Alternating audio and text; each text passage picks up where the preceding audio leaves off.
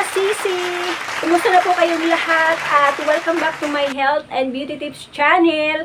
Namimiss ko po kayong lahat dahil ilang linggo po akong hindi nakagawa ng aking vlog dito sa aking Marley Health and Beauty Tips channel. At huwag po kayong mag-alala mga sis dahil ang aking pong mga inihandang tips sa inyo sa videong ito ay talagang napaka makabuluhan, napaka halaga po nito sa ating mga katawan, itong tips na ibabahagi ko sa inyo sa videong ito. Kaya kahit ilang linggo man tayong hindi nagkita-kita dito sa aking YouTube channel, ay sinisigurado ko naman na ang aking pong mga ibabahagi sa inyo mga tips ay talagang higit na makakatulong para sa ating kalusugan at kagandahan. So yun na nga po mga sis, dahil ang concern ko po dito sa aking YouTube channel ay patungkol sa ating mga kagandahan at kalusugan. Kaya ang ibabahagi ko po sa inyo sa videong ito ay patungkol naman sa ating kalusugan. Patungkol naman po sa pangkalusugan yung ating pong pag-uusapan dito sa videong ito. Ngayon mga sisi, ang ibabahagi ko po sa inyo sa videong ito ay ang 8 potential benefits na makukuha po natin sa pagkain po natin ng oatmeal. Nakakita na po ba kayo ng oatmeal? Nakakakain na, nakatikim na ng oatmeal? Ang oatmeal po ay isa sa paborito kong pagkain na kinakain ko tuwing umaga. Madalas ko pong itong ginagawa tuwing ako po ay namamalingke, ay bumibili po ako talaga ng oatmeal. Napakaganda po kasi talaga ito sa ating katawan. So, maganda po ito para sa ating kalusugan, pag itong oatmeal. So, pag-uusapan po natin ngayon ang 8 benepisyo na makukuha po natin dito sa pagkain ng oatmeal. Kaya kapag kayo po ay namamalingke, isama nyo na po sa inyong mga bibilhin yung oatmeal. Ang pagkain po ng oatmeal araw-araw, tuwing umaga or kung anumang oras nyo kakainin ito, ay talagang napakalaki po ang maitutulong po nito sa atin. Lalong-lalo na po doon sa mga taong gustong gumanda at kuminis ang balat. Nakakatulong din po ito doon sa mga taong gustong bumaba ang kanilang mga timbang at gusto na rin pumayat. Nakakatulong din po ito doon sa mga taong gustong maging regular ang kanilang pagdumi.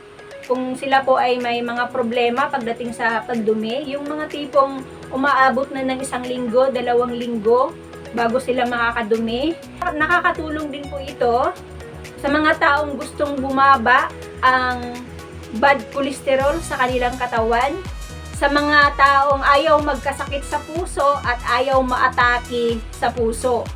Nakakatulong din po ito doon sa mga taong gustong maging masigla at malakas ang kanilang mga pakiramdam.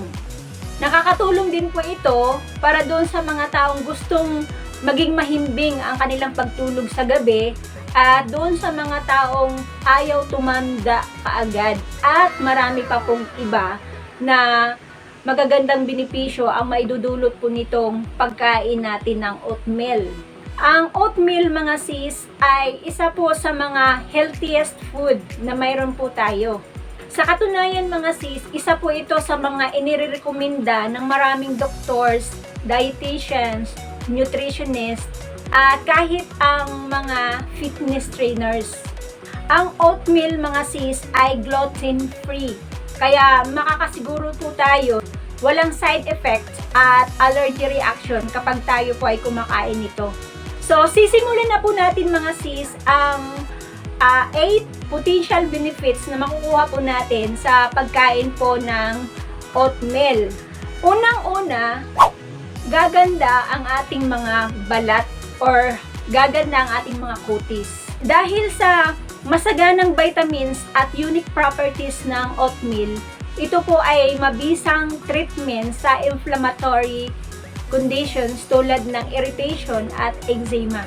Isa sa mga properties ng oatmeal ay ang zinc na tumutulong upang gumanda or kuminis ang ating mga balat at matanggal ang anumang toxins at harmful compounds na sanhi ng skin breakouts. Pinaliliit din po nito ang mga pores sa ating mga balat na nakakatulong upang maiwasan ang paglabas ng acne or pimples.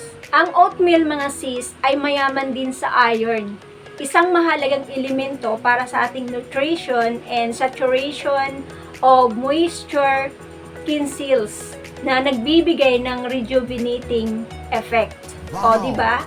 Dito pa lang sa pagkain po natin ng oatmeal ay talagang gaganda na po yung ating mga balat. Kahit hindi na po tayo gagamit ng rejuvenating product, dito pa lang sa oatmeal ay solved na yung ganda ng ating pong balat. Mayaman din sa manganese ang oatmeal mga sis na tumutulong upang maalis ang pamamaga at pamamantal ng balat. Mabilis na pagaling ng micro-injuries tulad ng pasa, paso, sugat at kagat ng mga insekto. Dahil sa taglay nitong magnesium ng oats or ng oatmeal. Ito ay nakakatulong din upang maging normal ang ating blood circulation at nagbibigay ng markadong pagbabago sa ating skin cells. Ang pangalawang potential benefits po ng oatmeal ay bababa ang ating timbang. Ang pagkain ng oatmeal araw-araw ay nakakatulong upang mapabuti ang ating metabolism at mapabilis ang pagbaba ng ating timbang. Dahil halos zero sugar or sugar-free at may sapat na carbohydrates ang oatmeal, kaya never regulate ang ating appetite at maiiwasan ang ating calorie intake. Ang nutrition ng oatmeal ay pumipigil sa pagdami ng mga taba at toxin sa ating mga katawan. Mayaman din po sa beta-glucan ang oatmeal na isang powerful soluble fiber na nagpapaba ng blood sugar levels at nagpapataas naman ng feeling of fullness. Kaya pag kumakain po tayo ng oatmeal, parang lagi kang busog sa pakiramdam mo. At nakakatulong po pala ito para maiwasan ang pagkakaroon ng sakit na diabetes. Dahil pinabababa po nito yung ating blood sugar levels. Uulitin ko po, ang pagkain po natin ng oatmeal ay parang pakiramdam po natin ay laging busog. Kaya maiiwasan po natin dito ang pagkain ng sobra or pagkain ng marami. At maiiwasan din po dito ang pagdagdag sa ating timbang. Ang 1 serving or about 8 tablespoon of oatmeal ay nagbibigay sa ating katawan ng 50% of that recommended daily amount of protein. Ang vitamin A, antioxidants, at glutamine na taglay po ng oatmeal ay nakakatulong din upang muling makabuo ng muscle fibers ng mas mabilis. Ang pangatlong potential benefits po ng oatmeal ay mayaman sa antioxidants or antioxidants.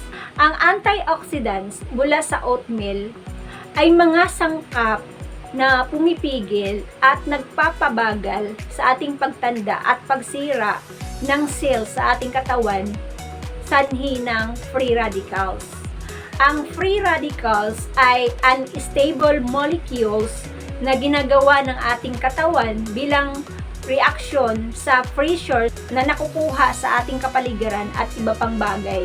Kung hindi kaya ng ating katawan na i-process or alisin ng tama at maayos ang free radical sa ating katawan, ay magre-resulta ito ng oxidative stress tulad ng heart and respiratory disease, stroke, arthritis, cancer, immune deficiency, emphysema, loss of vision, and other inflammatory issues.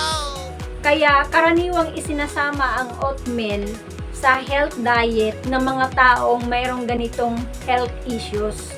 Dahil sa taglay nitong vitamins A, C, E, phytic acid, and phenolic compounds. Loaded din po mga sis ang oatmeal sa tinatawag na avinantramides. Ang avinantramides ay isa po itong unique groups ng antioxidants na halos sa oatmeal lamang matatagpuan. Ang avinantramides mga sis ay nakakatulong upang mapababa ang ating blood pressure levels sa pamamagitan ng pagtaas ng produksyon ng nitric oxide.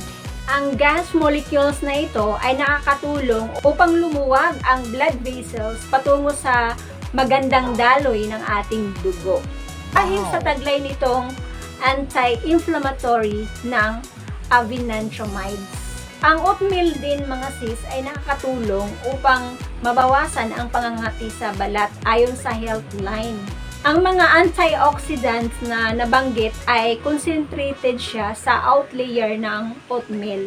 Ang pang-apat na potential benefits na makukuha po natin sa oatmeal ay nakakatulong sa ating digestive problems. Dahil sa mataas na soluble fiber ng oatmeal, ito ay malaking tulong upang maging regular ang ating pagdumi at maiwasan ang constipation. Kaya naman, inirekomenda ng mga experts na kumain ng oatmeal araw-araw mula 25 to 35 grams. Ang pagkain ng oatmeal, makakasiguro tayo na makukuha ng ating katawan ang 1/5 of recommended daily fiber intake na ideal for good digestion. Ang panglimang potential benefits po na makukuha po natin sa oatmeal ay bababa ang ating cholesterol. Kung mataas ang ating bad cholesterol, karaniwan, inirekomenda po ito ng mga expert ang pagkain ng oatmeal dahil sa taglay nitong powerful beta-glucan. Ang component ng oatmeal plus ang linoleic acid nito ay nakakatulong upang bumaba ang level ng triglycerides at bad cholesterol sa ating dugo. Wow. Ang mga nutrisyong ito ay nakakatulong upang linisin ang mga nakadikit na taba sa paligid ng ating arteries at pinangangalagaan ang kalusugan upang maiwasan ang mga seryosong sakit tulad ng high blood, stroke, atherosclerosis, at heart attack. Ang pagkain ng oatmeal araw-araw ay makatutulong upang bumaba ang ating total cholesterol ng 5% at ang bad cholesterol ng 7% ayon sa Healthline. Ang pang-anim na potential na benefits na makukuha po natin sa oatmeal ay bababa ang panganib ng heart disease. Ang oatmeal ay mayaman sa good healthy fats na nakakatulong upang suportahan ang ating heart cells at circulatory system. Ang antioxidants na taglay ng oatmeal ay panlaban upang mapababa ang damage sa paligid ng ating blood vessels dulot ng free radicals.